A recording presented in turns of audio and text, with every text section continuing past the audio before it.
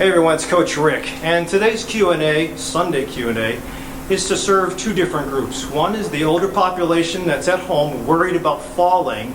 Second is my hikers. I just took a group out hiking, and by the way, on all trails it said 5.4 miles, but when I calculated it came up to 7.4. Don't know how that happened.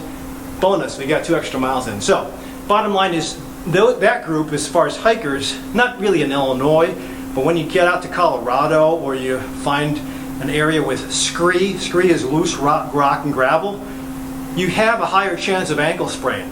And if you get an ankle sprain, even if you have boots on, in the wilderness, it's going to be a tough travel out. So it's nice to know when you're about to sprain. So in slow motion, whether you're an older individual or whether you're on uneven surface, when your ankle is going in a certain position, you usually will say, hey, I'm about to twist, and you get off of it, or you roll.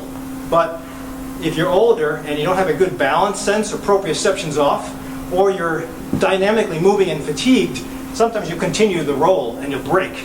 You'll tear first and you'll break. Not good either way, whether it's older and you fall and break something and you have a long time healing up, or you're a hiker. So the idea is you have to develop a sense. So I'm going to try to do this mostly to serve the ankle in these exercises. There are going to be 2 exercises. First is going to be a step up, just like it sounds, step up, and I'll demonstrate it. Second is going to be a jump squat. So both of them will work a dynamic range of motion of power development and proprioception. So for the purposes of my 2 groups, it's more for proprioception, but they're really easy exercises, and you might think, that's not going to develop muscle, and it might not. If you're looking for bodybuilding, I have other videos that we can load up later, but this is just entry level. Low and slow, and it can be done every day. As I mentioned, if you're doing jumping squats, it's 15 repetitions, take a little bit of break, do another set, do actually 3 to 4 sets. If you're doing step-ups, one side 15, other side 15, take a little break, and then do 3 to 4 sets of that. So we'll do the step-up first. Step-up is exactly what it sounds like.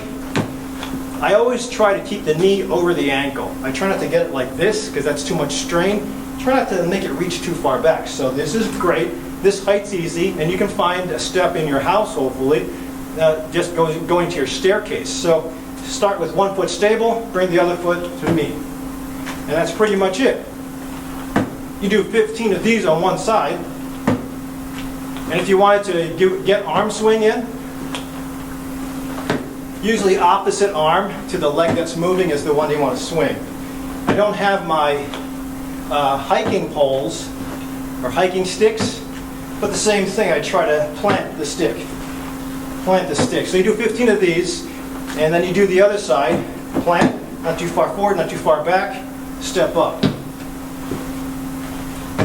Now I'm doing this with weight. I have a 40-pound vest on, now I have this backpack on, so my shoulders get used to the position.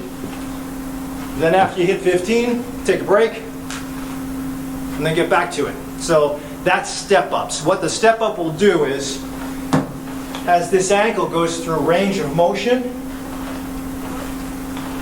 if there's a slight position change in the ankle, and the ankle learns that now it's at this position and then it's at this position, so that slight degree of change will give it feedback to learn its position in space.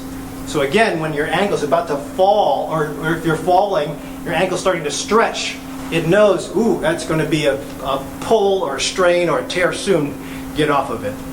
So that's the step up. Jumping squats. So just like it sounds, you don't need a board for this, but jumping squats, if you can do it with a backpack, awesome. It gives you resistance, but I'll try it with backpack, with weight vest, and then just without everything. So again, you want to keep the knees over the ankles, butt comes out a little bit, and you want to jump up. And you want to land without going too far forward. You want to make it soft.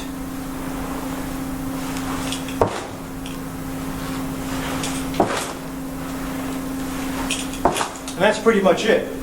Let's do it without the backpack. It's nice with the backpack, but sometimes if your backpack is really loose, it can get in the way, or you can shake up some contents in your backpack and it might not be good. So this is not just 40 pounds.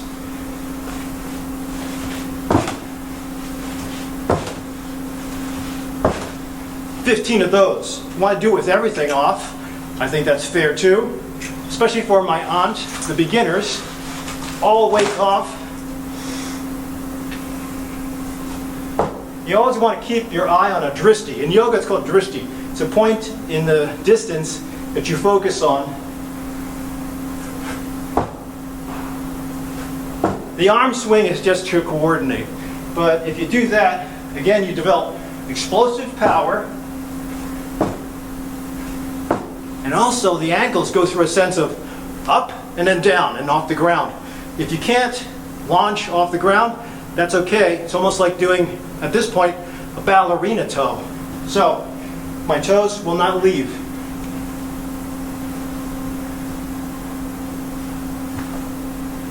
You don't want to go right on your toes, especially if you have gout or arthritis. But if you have good shoes or boots, you just want to go to the ball of the foot. And then you're going to be pulling in not only the ankle, but your first big toe, the metatarsals, for getting feedback for proprioception. So, for my hikers, good proprioception, nice power, good development. For my older individuals, balance, self-confidence. Even if you're walking to the bathroom at night and there are little lights on, if you happen to trip over a toy of your grandkid or there's a pet, that could be a problem. So getting off of that really fast, having cat-like reflexes is very important. Hopefully this gives you a little bit of an idea. If you have any of your own exercises for proprioception, put them down. Otherwise, I'll see you next week.